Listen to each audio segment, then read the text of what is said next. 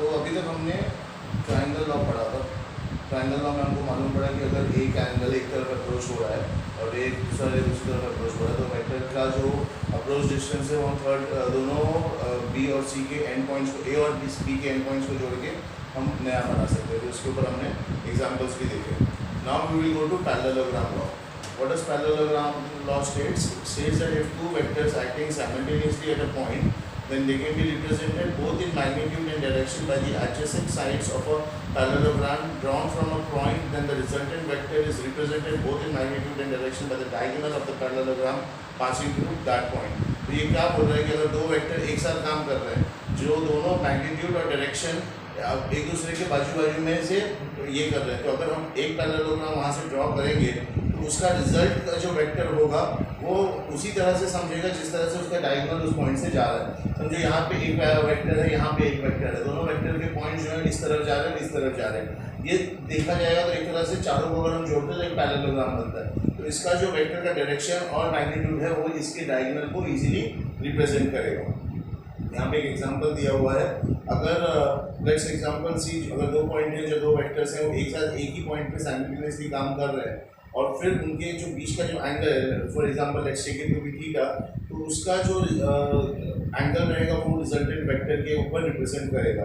तो अगर for example let's say ये एक एंगल है और लेट्स से ये एक एंगल है, तो ये दोनों को मिला के यहाँ पे जो एक एंगल आएगा वो भी उसको ऐड कर सकते हैं क्योंकि वो भी उसी के मैग्नीट्यूड में होगा।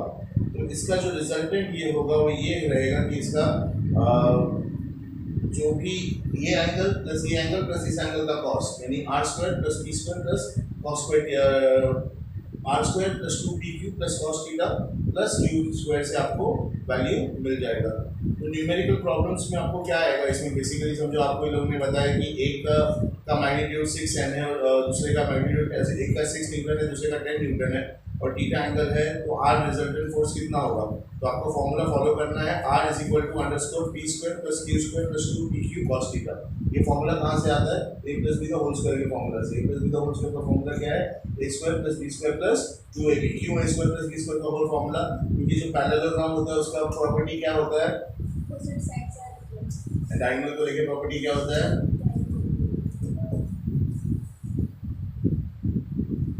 Diagonal = square root of the sum square of both sides ना, पढ़ा है ना ज्योमेट्री में। हाँ, diagonal = square root of the sum of both sides, equal sides, बराबर। तो वो वही फॉर्मूले को यूज करके बोलो r = _p square plus q square plus 2pq cos theta का वैल्यू निकालेंगे।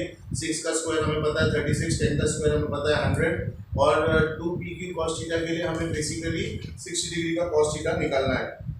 60 डिग्री का cos थीटा कितना है, 1 क्या है, cos 60 कितना है, 1/2, 1/2। तो उसका फॉर्मूले से आप इजीली कैलकुलेट कर सकते हो। आपको रूट 196 आएगा जो कि 14 न्यूटन है और ये रिक्वायर्ड मैग्नीट्यूड है। फिर हम पाई विद एंगल अज्यूम करके उसका tan का पाई = cube sin theta 1 p + q cos theta, क्योंकि tan theta = sin theta 1 cos theta. वो फॉर्मूला यूज करके उसको सॉल्व इजीली कर सकते हैं। आपके इसमें आप लोग देखोगे एक एग्जांपल दिया हुआ है जिसको उन्होंने किस तरह से सॉल्व किया है, तो वो चीज़ देखने भी आपको समझ में आएगा।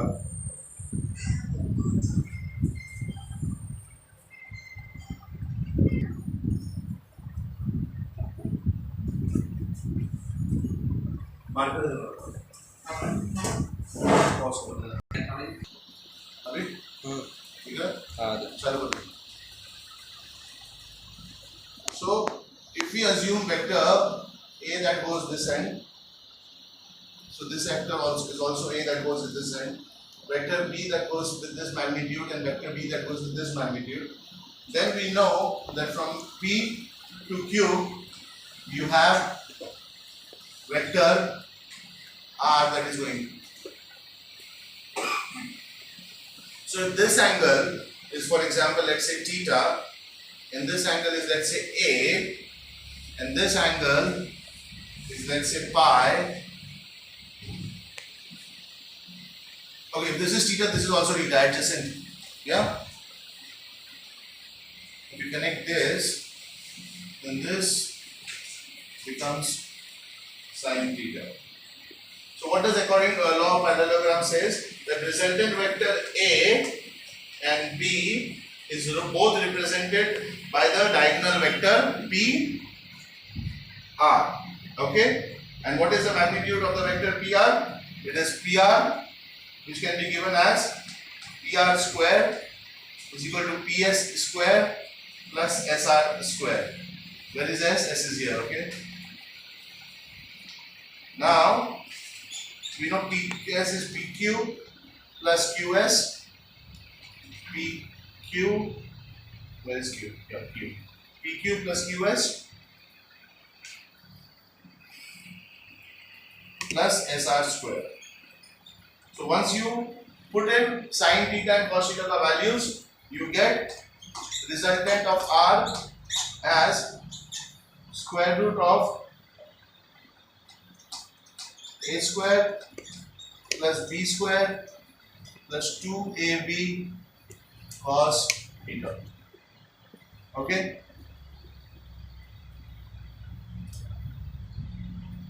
And if this becomes an angle with the vector A, with the vector alpha, then alpha is equal to 1 upon tan multiplied by B sin theta upon A plus B cos theta.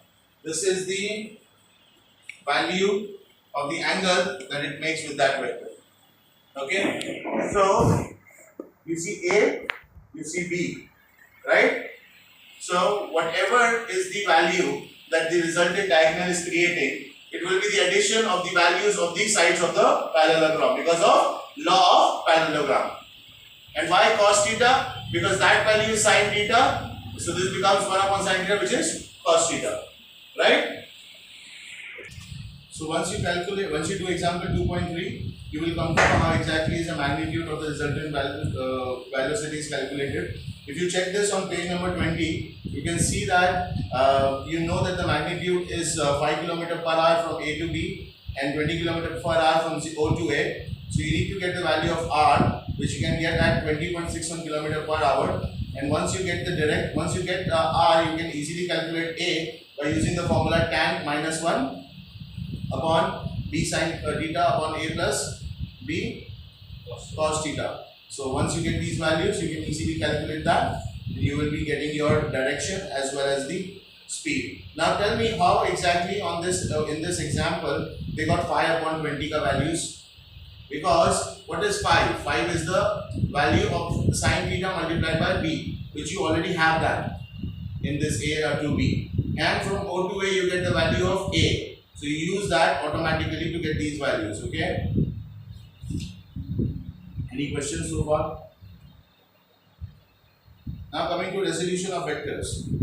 A vector can be written as V1A plus V2B plus V1 alpha plus V2 beta plus V3 gamma, wherein alpha, beta and gamma are the unit vectors that shows the direction. The process of splitting a given vector in its component is called as resolution of the vector, and the components can be found along directions at any required angles so that they can be mutually perpendicular and they are called rectangular components. Again, जैसे हमने पहले भी rectangular component देखा था, ये भी वही है. All you have to do is understand कि direction किस तरफ जा रहा है. उस direction को हम लोग cos theta और sin theta के terms में कैसे डाल सकते हैं. And once हमने उसको डाल दिया, तो फिर resolution of y upon resolution of x से हमको उसकी value मिल जाएगी. हमेशा एक चीज याद रखो, वेक्टर को जब आप दो बार के बीच में लिखते हो तो वेक्टर का डायरेक्शन और मैग्नीट्यूड दोनों चीजें इंपॉर्टेंट है. खाली मैग्नीट्यूड कैलकुलेट करोगे तो मतलब नहीं, खाली डायरेक्शन कैलकुलेट करोगे तो भी मतलब नहीं है. Please do example 2.4 and 2.5 that will help you understand more. Now coming to multiplication of vectors. ये मैंने उस दिन भी समझाया था कि कभी भी अगर वेक्टर स्केलर और वेक्टर को मल्टीप्लाई करोगे तो आपको जो है स्केलर और दो स्केलर का आंसर हमेशा स्केलर होगा, स्केलर और वेक्टर का आंसर हमेशा वेक्टर होगा. ये मैंने उस दिन भी जाते जाते आपको समझाया था. यहाँ पे इन्होंने एग्जांपल दिया है कि प्रोडक्ट्स क्या क्या आते हैं. इसमें कंफ्यूज नहीं होना. आपको एक चीज याद रखना है कि अगर एक से ज्यादा वेक्टर्स होंगे और जब मल्टीप्लाई होंगे तो हर एक वेक्टर पूरे एक वेक्टर से मल्टीप्लाई होगा. ऑब्वियस सी बात है. अगर P इज इक्वल टू हमें पता है कि P is equal to I dot J dot K dot I, तो automatically PI is plus J PJ plus PK will be multiplied by QI plus QJ plus QK. ठीक है, क्योंकि हर एक vector को दूसरे वेक्टर के रिजल्ट्स के साथ मल्टीप्लाई करना पड़ेगा. Alright. Now coming to vector product, which is the cross product. Vector product is a vector whose magnitude is equal to the product of magnitudes of the two vectors and the sign of the smaller angle between the two vectors. The direction of the product vector is given by u, which is the unit vector perpendicular to the plane containing the two vectors. तो यहाँ पे दो अगर vector हैं तो उस हिसाब से उसका डायरेक्शन और उसका साइन दिया जाएगा.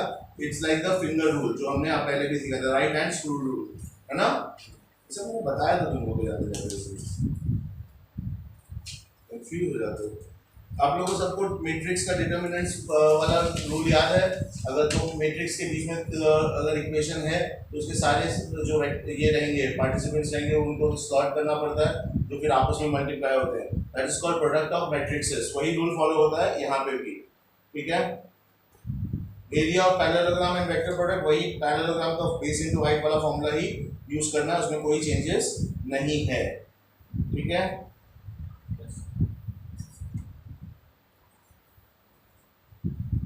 So now the next and the most important topic is introduction to calculus. अगर आप लोग आगे जाके भी मैथमेटिक्स पढ़ना चाहेंगे या एल्गोरिथम्स कभी लाइफ में पढ़ेंगे तो आपको पता चलेगा कि कैलकुलस जो है वो कितना इंपॉर्टेंट है. कैलकुलस बेसिकली मैथमेटिक्स का एडवांस फॉर्म है जहाँ पे मैथमेटिक फॉर्मूलाज यूज करके डिफ़िकल्ट और मतलब बहुत ज़्यादा जो डिफ़िकल्ट ये हैं वो कवर किए जाते हैं. ठीक है.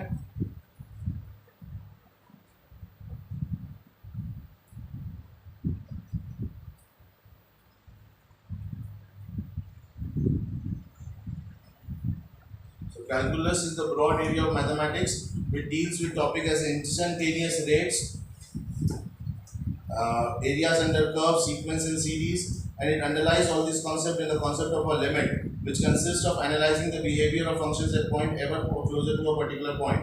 तो बेसिकली क्या करता है, ये ऐसे टॉपिक्स पे डिस्कस करता है जहाँ पे चीज़ें जो चेंज हो रही हैं और वो किस रेट पे चेंज हो रही हैं, उनका क्या कर्व है, क्या सीक्वेंस है, क्या सीरीज है, किस बेसिस पे, उसके ऊपर क्या लिमिट्स लगा सकते हैं, क्या लिमिट्स नहीं लगा सकते, कितने कंट्रोल में कितने कंट्रोल में नहीं है. एक टिपिकल एग्जांपल मैं आपको देता हूँ. आप एक कार का एग्जांपल लीजिए. अगर आपको एक फंक्शन लिखना है जिससे आप डिस्प्लेसमेंट ऑफ कार को बता सकते हो तो आपको उसका वेलोसिटी, स्पीड एंड डायरेक्शन, उसका किसी भी टाइम पे कितने जगह कहाँ पे मूव हो रही है, ये सब चीज़ें समझना बहुत ज़रूरी है. देखो कोई भी कार 0 से 35 में तुरंत नहीं जा सकती और वापस से सीधा 0 पे नहीं जा सकती. इसके लिए एक्सेलरेटर होने के बाद वेक्टर जो है वो वेलोसिटी का वो धीरे धीरे बढ़ेगा. ऐसे मोशन और वेलोसिटी को मैथमेटिक्स की तरह से समझाना बहुत मुश्किल है. इसके लिए आपको कैलकुलस की ज़रूरत पड़ती है. कैलकुलस में दो बेसिक रूल्स होते हैं, एक दो बेसिक एप्लीकेशंस होते हैं, एक डिफरेंशियल कैलकुलस और एक होता है इंटीग्रल कैलकुलस. मैंने उस दिन भी आपको बताया था वेलोसिटी ग्रेडियंट को समझना, एक्सेलरेशन में डिफरेंस को समझना बहुत जरूरी है. ऐसा तो नहीं होता ना गाड़ी चालू करते सीधा 60 पे पहुंच जाती है, गाड़ी 0 से 60 जाती है, तो उसको मैथमेटिकली समझना बड़ा डिफिकल्ट है. जैसे सबसे सिंपल सीरीज कैलकुलस का अगर मैं आपको एग्जांपल दूं तो कोई भी सीरीज ऑफ नंबर को आप ले लो. Let's say 42, 43, 3, 18, 34. इसका डिफरेंशियल क्या है? 43 माइनस 42 कितना है? 1 है. 3 माइनस 43 कितना है? -40 है. 18 माइनस 3 कितना है? 15 है. और 34 माइनस 18 कितना है? 16 है. आप लोग नोटबुक में डिफरेंशियल लिखिए तो आपको समझेगा. ठीक है. क्या ढूंढ रहा? मैं उसमें से नहीं पढ़ा रहा, उसमें से नहीं पढ़ा रहा तो क्या.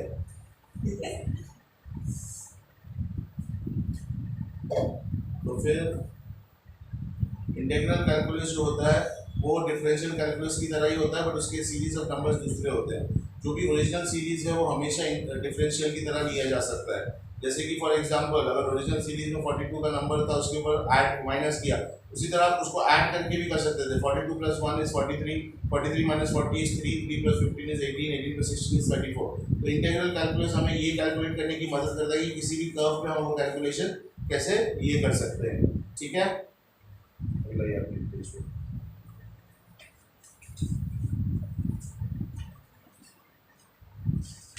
यहाँ पे डिफरेंशियल कैलकुलस आपको दिया हुआ है, आपको फंक्शन दिया हुआ है, आपको बताया गया कि कोई भी पॉइंट जो कर्व पे अगर उसको कवर करना है, उसका जो इंक्रीमेंट है वो जिस वैल्यू से बढ़ रहा है उसको अगर हम कैलकुलेट करेंगे तो हमें उसका एंगल समझना बहुत ज़रूरी है.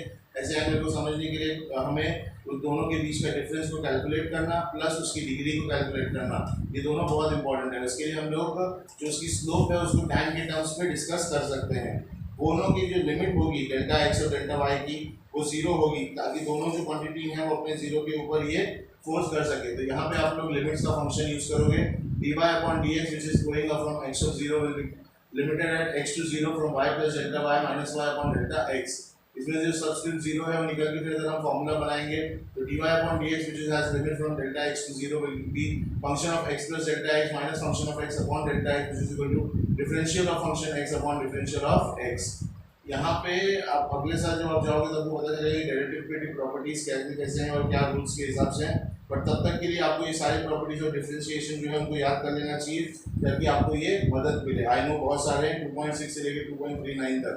आप लोगों ने अगर tan theta sin theta cos theta उसके प्रिंसिपल्स पढ़े होंगे तो ये बहुत इजी होगा. For example check 2.34 sin x is equal to cos x, cos x is equal to minus sin x, tan x is equal to sec square x, cot x is equal to minus cos x square x. तो जो tan theta और cos theta cosec theta sec theta के आपस के relations हैं उसको अगर हम कोरिलेट करें डिफरेंशियल ऑफ x के साथ तो हमें ये वैल्यू मिलती है. डिफरेंशियल ऑफ x का कोरिलेशन कैसे होता है? डेरिवेटिव ऑफ x का. डेरिवेटिव ऑफ x का मतलब होता है कि x को छोड़ के उस इक्वेशन में जो बाकी नंबर्स है उसका वैल्यू निकालना x के टर्म्स में. जैसे अगर sin square theta plus cos square theta is equal to 1 है तो अगर हम sin square theta plus cos square theta में इसको सुपर इंपोज करते हैं तो फिर हमें cosec स्क्वायर थीटा और cot स्क्वायर थीटा की वैल्यूज में इसका वैल्यू मिल जाएगा. ठीक है. जैसे यहाँ पे दिया f of x is equal to x raised to 8 तो आपको dx n upon dx is equal to nx n minus 1 formula use करना है और उसके बाद आपको उसका वैल्यू मिल जाएगा. तो ये सारे जो फॉर्मूलाज हैं 2.6 से 2.2 तो ये हो गया डिफरेंशियल कैलकुलस. उसी की तरह इंटीग्रल कैलकुलस जो है वो भी मैथमेटिक्स का एक ब्रांच है जो कि इंटीग्रल की प्रॉपर्टीज और उसकी एप्लीकेशन को डिस्कस करता है. जो भी फिजिकल इंटरप्रिटेशन होता है इंटीग्रल फंक्शन का f(x) dx वो एरिया का जो कर्व के नीचे है उसको बताता है. हमें ये पता है कि कोई भी ट्रायंगल और का या रेक्टेंगल का एरिया कैसे निकालना है, बट हमें ये नहीं पता कि अगर कोई कर्व के नीचे कोई ये एरिया है तो वो कैसे कैलकुलेट करोगे. अभी जैसे फॉर एग्जांपल कोई चीज़ हम लोग मान लेते हैं कि अच्छा एक सिंपल सी बात बता रहा हूँ. एक्स वाई अगर आपका एक्स वाई ये है लेट्स से ग्राफ है और उसके ऊपर एक्सेलरेशन आपने प्लॉट किया और एक्सेलरेशन जो है आपका वो एग्जैक्टली सेम है तो आपको एक स्ट्रेट लाइन मिलेगी. तो आप स्ट्रेट लाइंस को ठीक है स्क्वायर और रेक्टेंगल में डिवाइड करके कैलकुलेट कर सकते हो. But what if your acceleration is haphazard, वो कभी मैं 10 का एक्सेलरेशन दे रहा हूँ, कभी 15 का दे रहा हूँ, कभी 5 का दे रहा हूँ, तो फिर तो वो कर्व में जाएगा. अब वो कर्व के नीचे की एरिया कैसे कैलकुलेट करोगे? how will you be able to calculate whatever is the value that comes under a curve? तो एरिया जो कर्व के नीचे है वो फॉर एग्जांपल x2a और x2b जो है वो शेडेड एरिया जो है उसका कैलकुलेशन करने के लिए आपको रेक्टेंगल और ट्रायंगल की वैल्यू निकाल सकते हैं.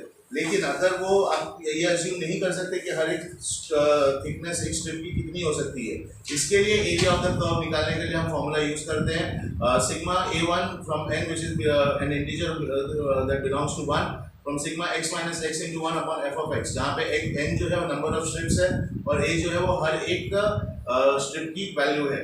तो वो कैलकुलेट करने के लिए आपको उसको लिमिट करना पड़ेगा अप टू इन्फिनिटी और फिर वहाँ से आप उसको कैलकुलेट कर सकते हो. इसके जो इंटीग्रेशन के प्रिंसिपल्स होते हैं वो f of x plus f of 2x dx which is f of 1x dx plus f of 2x dx है, जहाँ पे कि k जो है वो कांस्टेंट है.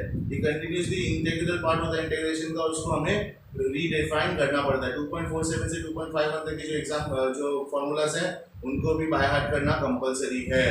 तो आप लोगों को दो मैंने दिया है 2.26 से लेके 2.39 और 2.47 से लेके 2.51. ये ऐसा क्यों होता है, कैसे होता है, क्या करना है, इसके रीजंस क्या हैं, समझना चाहो तो समझ सकते हो, but it will take a good enough time of your regular studies. My suggestion is याद कर लो. बेनिफिट है उसको समझने का, हाँ है, बट अभी आपके पास टाइम नहीं है. इन फ्यूचर और whenever you have time go through calculus and the reasonings online available, या मुझसे पूछो, मैं एक एग्जांपल एक फॉर्मूला कैसे बनता है आपको बता सकता हूँ, लेकिन उसके लिए आपके लिमिट्स, डेरिवेटिव्स, मैट्रिसेस, इस और एल्गोरिथम्स, इन सब के प्रिंसिपल्स क्लियर होने चाहिए. ठीक है. And that, my dear friends, ends the chapter.